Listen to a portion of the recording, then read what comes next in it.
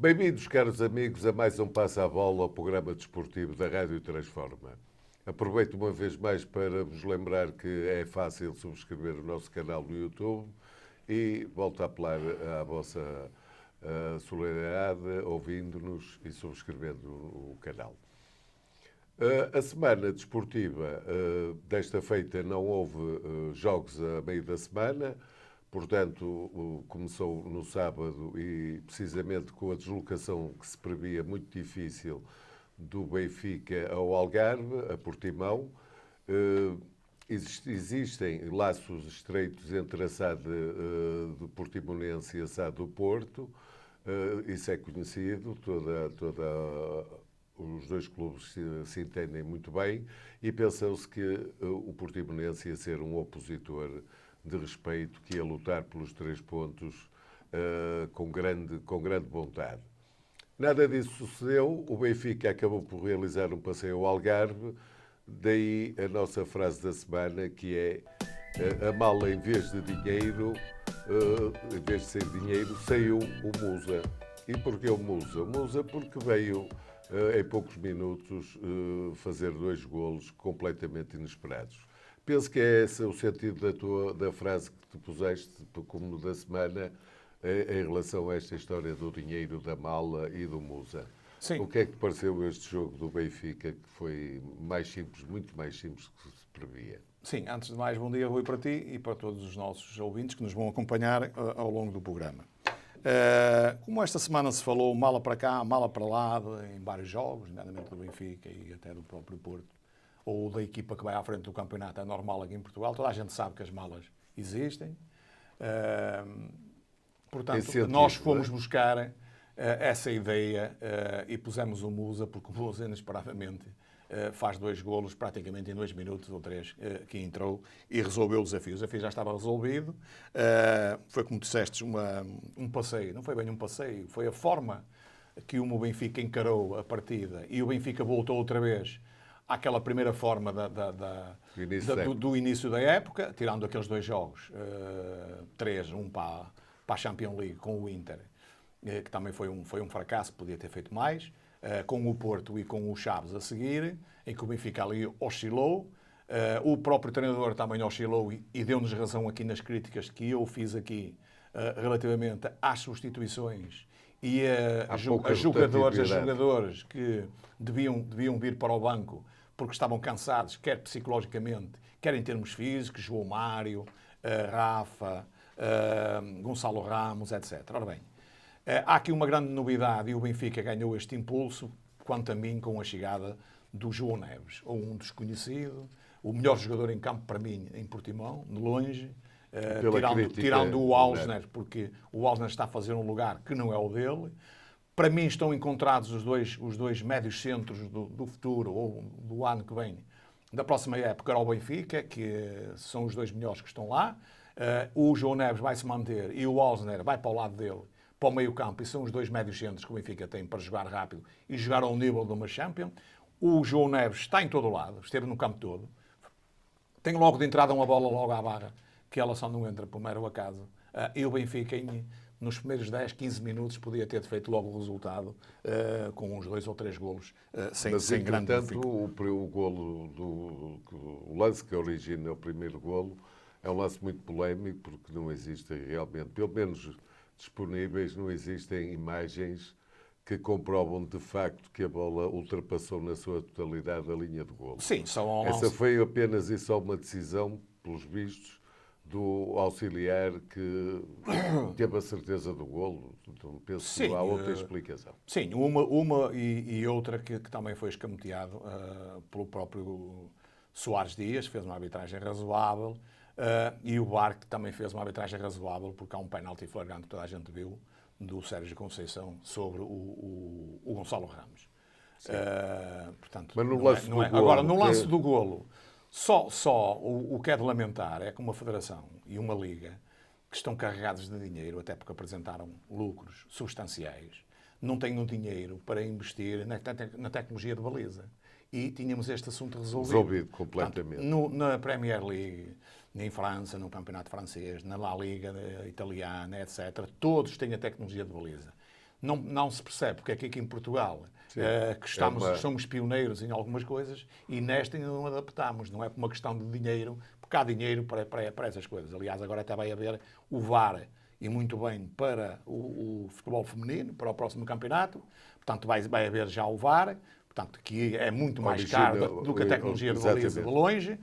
Vai haver também para a segunda divisão, que é competitiva também, já vai haver o VAR também, que não havia. Portanto, há dinheiro. Não há uma iniciativa, não é, para acabar com estes lances. E realmente é verdade. Não há ninguém que, perante as imagens que foram mostradas, possa garantir que foi ou não foi golo. Foi ao critério do árbitro e do fiscal de linha que entendeu que a bola que está lá dentro. O fiscal de linha teve que ver a bola lá dentro. Sim, e o VAR confirmou. Sim, não, o critério. Exatamente. E o critério é sempre o VAR mesmo, confirmou. Claro que isto, atendendo à vitória do Benfica e da maneira depois, como o Benfica jogou, não criou grande polémica. Mas com estes dois lances, imagina que o resultado do Benfica não tinha ganho por 4 ou 5 como ganhou. Não tinha feito os golos que fez com relativa facilidade. Era uma polémica da semana. Porque íamos ter um penalti que não foi marcado e um golo que pode ou não ter sido golo. Tínhamos aqui uma grande polémica. Exatamente. E que podia decidir o campeão. Se realmente o resultado fosse equilibrado. O Portimonense foi uma equipa muito fraca. Foi uma equipa estrategicamente. Foi uma equipa à imagem do Sporting de Braga da jornada anterior, quando veio jogar com o Benfica, em que quer o Sporting de Braga, na minha opinião, quer o Sporting de Braga, quer o Portimonense, só tentaram tirar pontos ao Benfica. Porque jogar a bola, pouco jogaram. Quer uns, quer outros. O Portimonense jogou com 4 centrais.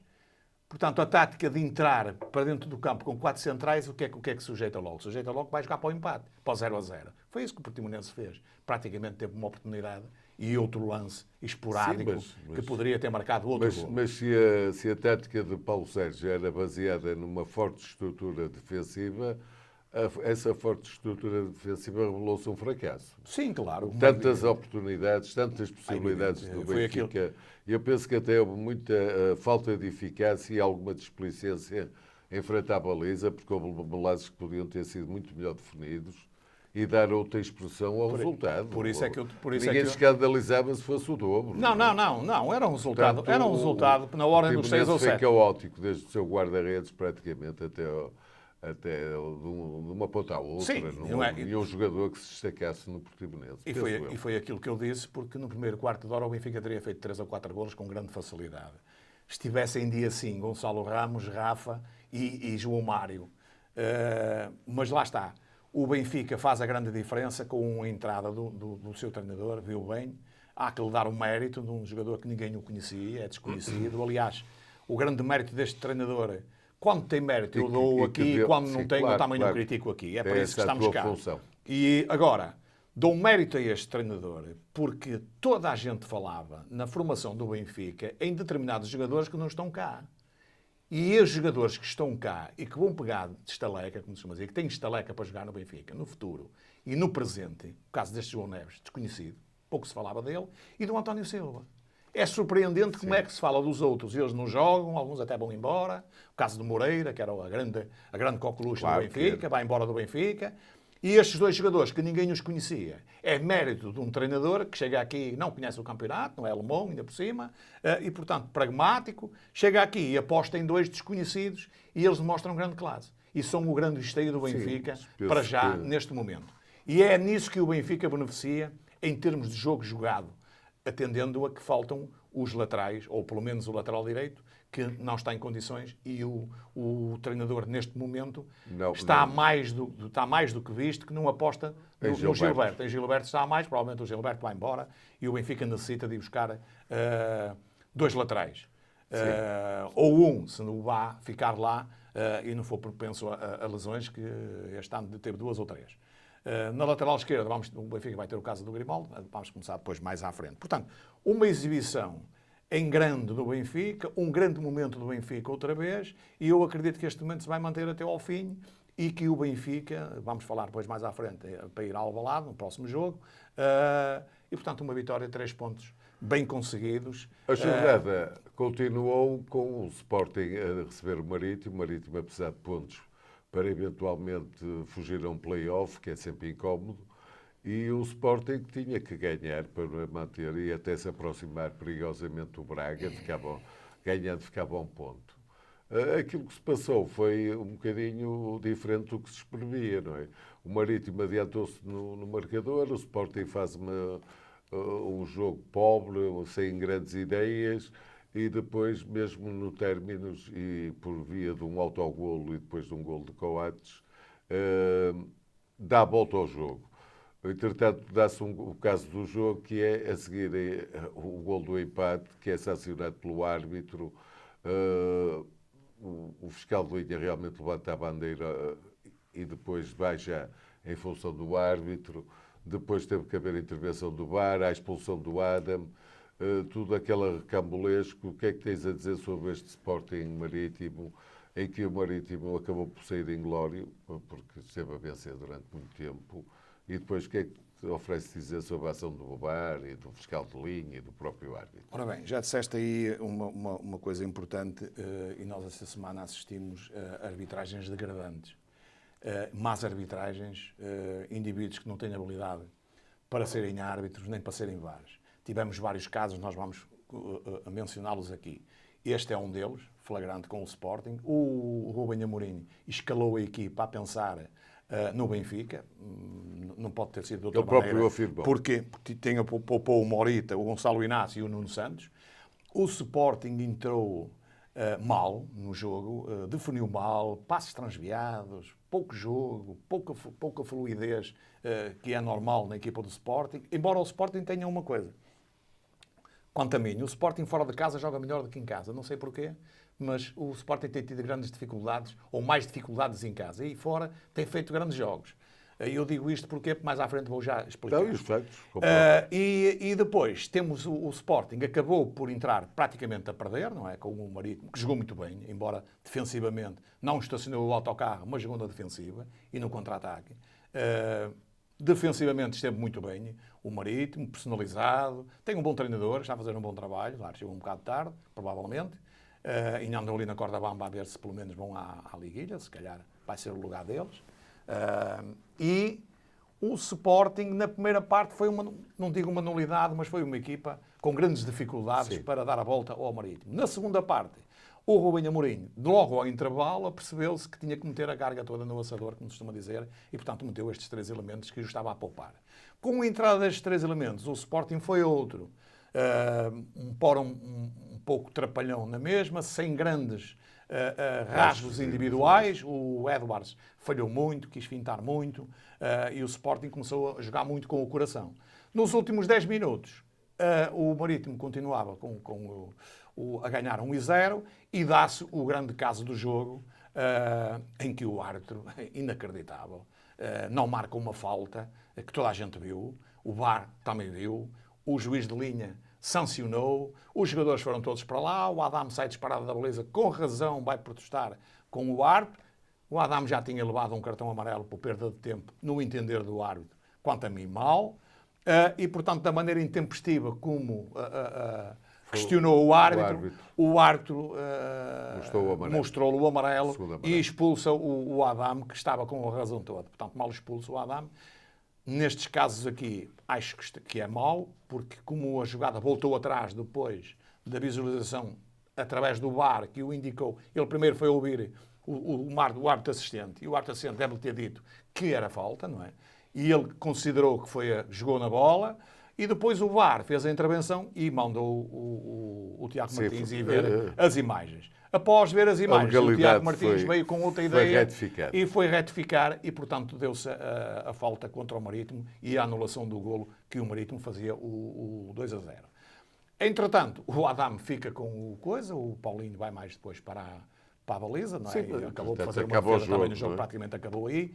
Entretanto, nos últimos 10 minutos, é a solução do Rubem Amorim na falta de um avançado, contrariamente àquilo que ele diz, mete o Coates a ponta de lança. E o Coates lá na frente tem alguma eficácia, não tanta como teve no primeiro ano, em que foram campeões e que ele marcou 7 ou 8 golos, Claro, mais ou menos. Este ano marcou menos, mas marcou golos fundamentais que deu pontos ao Sporting.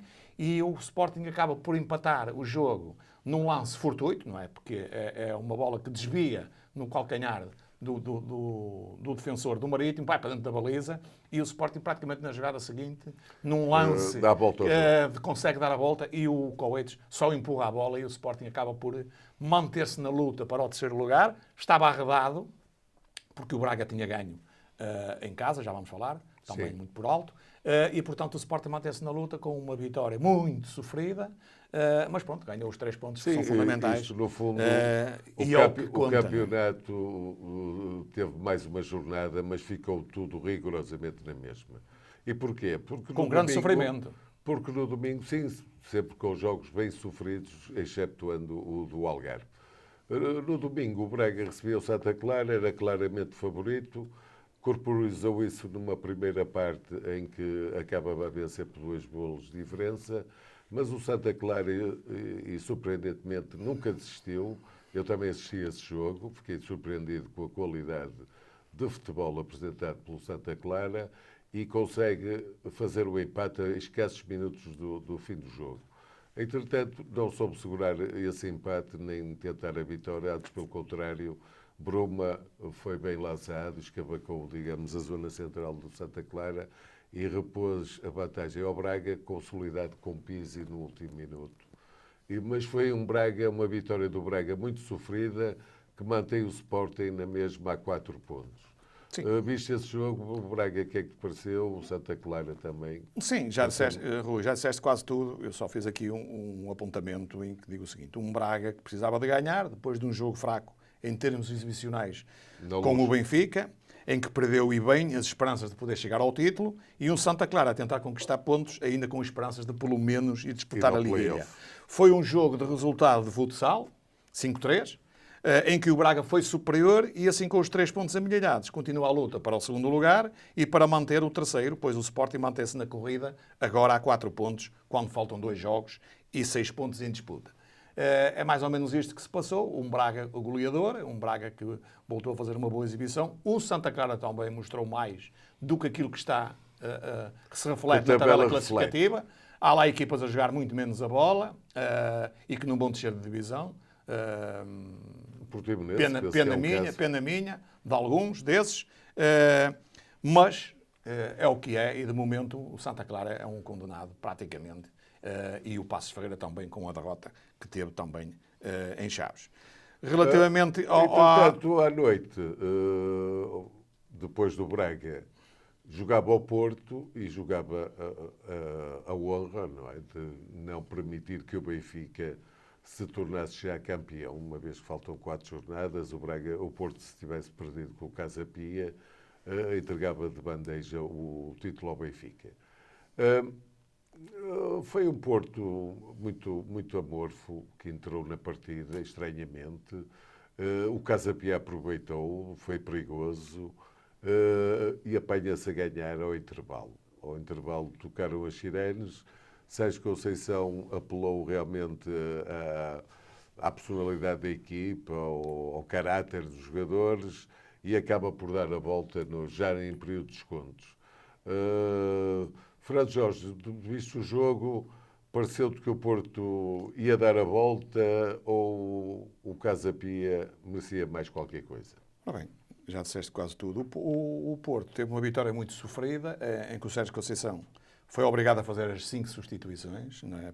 Na tentativa conseguida de ganhar o jogo, como aconteceu na parte final. Num jogo em que o Casa Pia, jogando em contra-ataque, enquanto teve Godinho, foi sempre um problema para o Porto. De lamentar estes treinadores que têm estes jogadores e os tiram, não percebo porquê, na base de que o empate, ou pelo menos não perder, é bom para o pontinho, jogam para o pontinho. O Casa Pia ia criar mais problemas ao Porto devido à ansiedade de estar a ganhar ao intervalo, do Porto não estar a jogar o que é normal. Sim, ao tanto fez falta. E porquê? Porque o Porto também, depois da vitória do Benfica em Portimão, concludente, não é? Sem espinhas para ninguém, o Porto entrou um bocado desmoralizado, psicologicamente, porque está a ver que dificilmente vai alcançar o resultado que Sim, a que queria. motivação não Portanto, é, a motivação não é maior, baixou. não é maior. Notou-se perfeitamente ali em alguns jogadores do Porto que a motivação não é a mesma.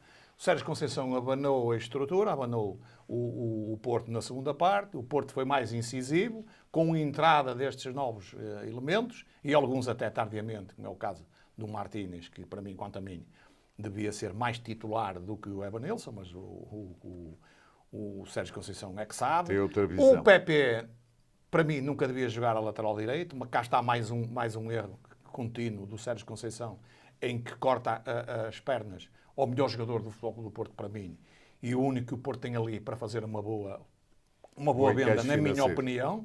Ele fazia falta na frente, e fez muita falta na frente, e anda ali a fazer 110 metros, e depois chega lá à frente e está cansado para finalizar Aliás, ele jogadas. No final do jogo sentiu-se muito. Exatamente. E, portanto, o Porto acaba por ganhar porque foi mais eficaz, marcou os golos com grande dificuldade. O Casa Pia, a partir do momento que se sentiu a ganhar, fez tudo para levar a ganhar pontos, ao Porto também, e, portanto, as substituições foram mal feitas. Sim. Foi uma equipa As difícil, substituições foram mal feitas.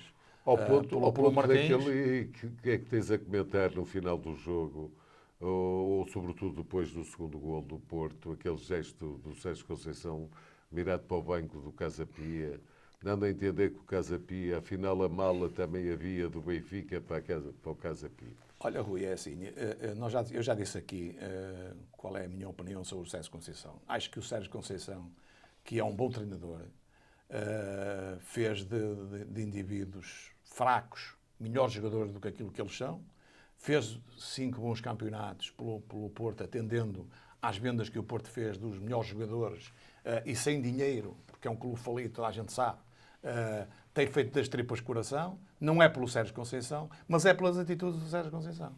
O Sérgio Conceição, desta maneira, dificilmente vai para algum clube e dificilmente se encaixa num clube, porque nos outros campeonatos, onde é que o Sérgio Conceição e alguns mais que estão lá se encaixam a fazer estas aragatas todas sem necessidade nenhuma? Ontem, mais uma vez, uma confusão em que o Porto ganha o jogo. Imaginam o que era se o Porto não ganhasse o jogo. Se o jogo tivesse acabado com o Casa Pia a empatar o jogo ou uma vitória, que praticamente estava arrumado o campeonato. Quer dizer, mesmo assim a ganhar esta confusão toda, armam esta confusão toda, de bancos contra bancos e determinadas atitudes que não pode ter um grande treinador. Porque um grande treinador tem que ser um exemplo. Mas ali há falta de exemplos, não é? E já vem de cima, vem da estrutura para ali abaixo. E o Sérgio Conceição ou gosta daquilo, certo que do Porto ele gosta, não tenho dúvidas nenhumas, mas gosta provavelmente disto e gosta de estar nestes ambientes. Mas este ambiente é nocivo para o próprio Sérgio Conceição. E nós no futuro vamos ver isso. Porque ele não vai estar eternamente aqui à frente do Futebol do Porto. Quando a coisa correr mal, vai ser um problema, porque ele depois necessita sair daqui para ir outro lado qualquer, e a panorâmica dos clubes que o conhecem, eles vão ver. Sim, estas circunstâncias são todas vistas por toda a gente. Está sempre a ser o foco de E depois as multas aqui são ridículas, quer seja para o Sérgio Conceição, quer seja para os outros, para os do Benfica, para os do Porto e para o do Sporting. Se fosse a nível da UEFA, porque é que o Porto se porta bem, ou o Sérgio Conceição, a nível da UEFA, não tem castigos. Aqui tem 23, 24 agora. Quer dizer, há qualquer coisa aqui que não bate certo. E porquê é que ele não tem a nível da UEFA? Porque a UEFA não dá multas de 20 euros, como vai agora pagar uma multa de 20 euros ou 25.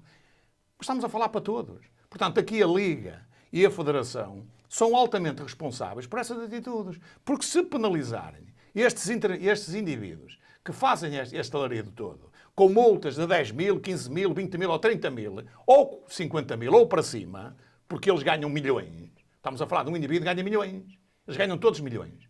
A nível das hierarquias, a nível da estrutura. Portanto, podem pagar 50 mil, 60 mil ou 100 mil. Se aplicarem uma castanha ao Sérgio Conceição de 50 mil euros na primeira multa, tenho a certeza absoluta que o Sérgio Conceição ou o clube paga e não tem dinheiro, ou o Sérgio Conceição vai se render à evidência e vai não fazer estas coisas. Claro, evidentemente. E quem diz o Sérgio Conceição, isto é para todos. Ora, as multas aqui são multas para compras de tabaco.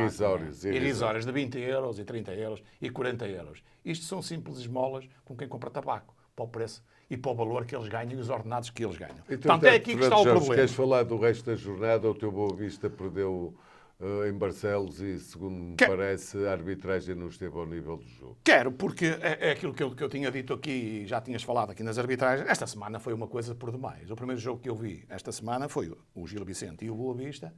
Que aquilo foi um roubo escandalizado. Um roubo. Foi um escândalo. Além do árbitro inclinar o terreno a favor do Gil Vicente, que pouco jogou, o Boa Vista foi superior em todos os parâmetros. Aliás, o Petit, desde que assentou a equipa nos 4 defesas, o Petit está neste momento a jogar bem a bola. E até digo mais, e até já dei alguns recados a alguns boavisteiros. É preciso explicar porque é que o Boa Vista não foi mais além. E eu sei porquê. O Boa Vista não está interessado em ser apurado e podia este ano ter-se batido por isso, porque demonstrou isso em vários campos, ganhou vários jogos fora, podia ter ganho outros e não ganhou, mas aqui há uma coincidência entre o Petit, as substituições que o Petit faz, a maneira como o Petit orientou a equipa em alguns jogos e outros orientou bem e noutros mal. Há uma conivência entre o Petit e o Murta, que é o presidente do Boa Vista. E o Boa Vista podia ter uma imagem transparente que não tem, nomeadamente o seu presidente, em assumir perante os sócios do Boa Vista que não está interessado, como fez o Chaves, que vai se apurar para uma Liga da Europa, não é? E já disse que não se inscreveu, que não tem condições e prefere jogar o campeonato. Que é melhor assim do que ter problemas, que a maior parte das equipas que vão lá e não têm estrutura a nível financeiro, depois têm problemas até deixem de divisão no ano a seguir. O Chaves viu isto muito bem, é honesto, transparente e disse isto aos sócios para não haver dúvidas. E continua a jogar a bola, na mesma. Claro, o Boa Vista assumia isto e ninguém criticava o Petit. Porque o Boa Vista tem jogado bem a bola. E depois aparecem nestas arbitragens, como é o caso deste senhor, que não é arte nem é nada, está uma palhaçada. Além de um penalti escandaloso, que devia ter marcado e não marcou, faltas ao contrário, que ele viu de outra maneira, e um penalti marcado contra o Boa Vista, em que estamos com umas imagens do Benfica, não há nenhuma imagem, até agora, que prova ninguém, em que o Mangas mete a mão à bola, ele mete a cabeça. Aliás, vê-se isso logo na jogada. Na própria jogada se vê isso. Como é que ele inventa aquele que meteu a mão à bola? E o Boa Vista é penalizado com um penalti e perde os 3 pontos. E merecidamente. Mais alguma referência a alguns jogos? Depois temos um Vizela com o Famalicão. Aqui não houve grandes problemas até em termos de arbitragem, porque praticamente quer o Famalicão, quer o Vizela já estão... Foi um jogo de amigos. Um jogo de amigos, praticamente, por assim dizer, entre aspas. E portanto, dividiram as despesas e dividiram os pontos Passos também. Ferreira perdeu O Chaves ganhou 2-0 ao Passos Ferreira. O Passos Ferreira até jogou melhor do que no último jogo. Também houve lá uma expulsão e isso originou que o Passos Ferreira também fosse penalizado. Também não pareceu. O próprio bem ajuizado. exatamente, o próprio treinador esteve bem aí porque realmente o Passos Ferreira, a partir do momento que ficou com 10, saiu do jogo. Não é? Portanto, o Chaves foi superior, embora o Chaves tinha a melhor equipa que o Passos Ferreira e o Passos Ferreira andam com as calças na mão, como se costuma dizer. Depois tivemos o Portimonense Benfica, já falámos, o Marítimo também. O Rio Ave perdeu em casa com o Guimarães, que está a fazer um fim de campeonato muito bom, não é? Portanto, na tentativa de ainda ir buscar o Arouca, ficar à frente do Arouca, está a 1 ponto agora do Arouca. Tivemos depois o Braga, o Porto, já falámos, e um Estoril que joga hoje com o Arouca, em que o Estoril basicamente, praticamente está arredado da descida da divisão, ainda pode ir à liguilha. Para isso o Marítimo tinha que ter ganho. E a coisa esteve carreirada para o Marítimo ganhar os 3 pontos e era um problema para o Marítimo. E o Arouca também, que está interessado também em não perder pontos, até porque há dinheiro, o Arouca inscreveu-se, no caso de ficar apurado, para a Liga Europa, para as competições europeias, e portanto vai ser um jogo renhido. Na próxima em que os dois jornada, tens convicção que já vai aparecer um novo campeão ou o Sporting vai tirar pontos ao Benfica e o Porto vai a Famalicão? Curiosamente, o Porto joga primeiro em Famalicão do que esse grande derby Sporting-Benfica. Qual é a tua convicção? O Sporting, esta próxima jornada, vai ditar o novo campeão, que só poderia ser o Benfica, ou vai ficar tudo adiado para a última jornada? Eu vou-te responder de 2 maneiras.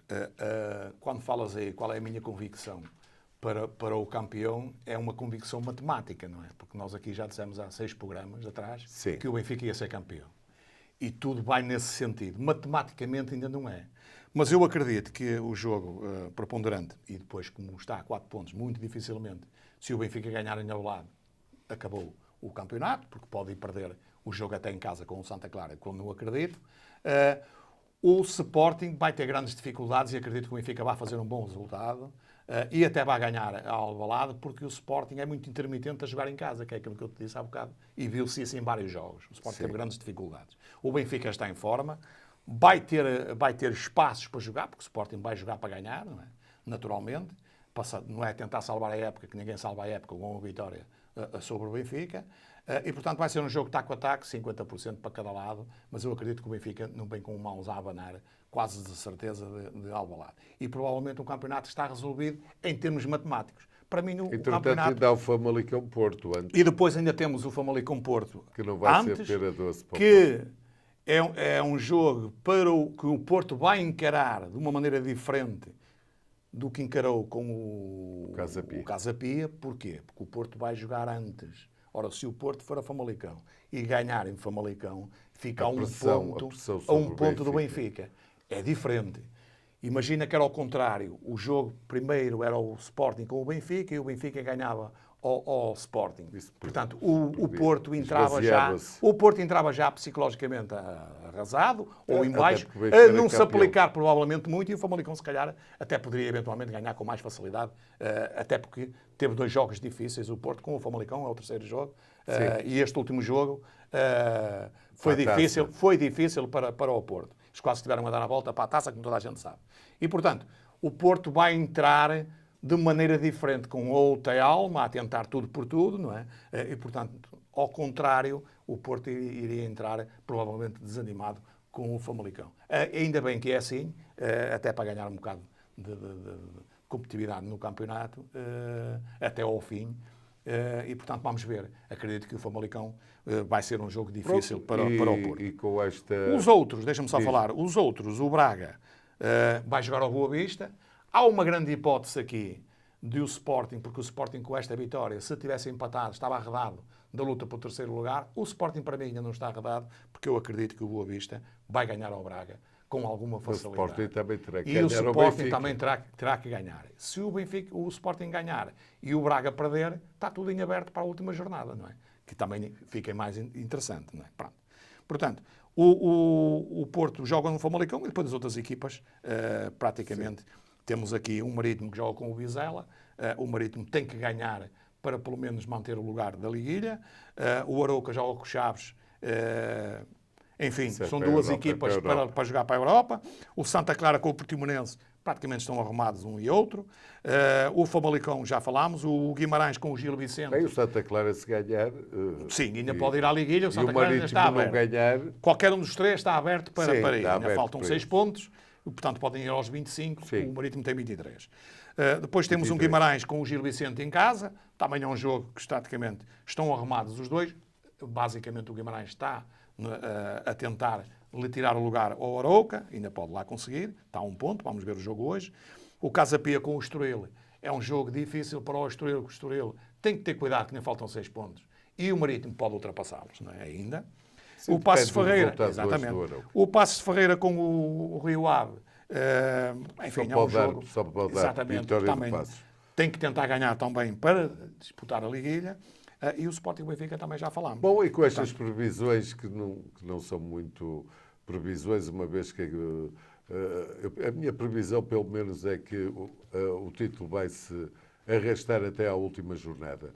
E com esta minha previsão, nos despedimos com toda a amizade e desejando-vos uma ótima semana. Boa semana para todos e nosso obrigado.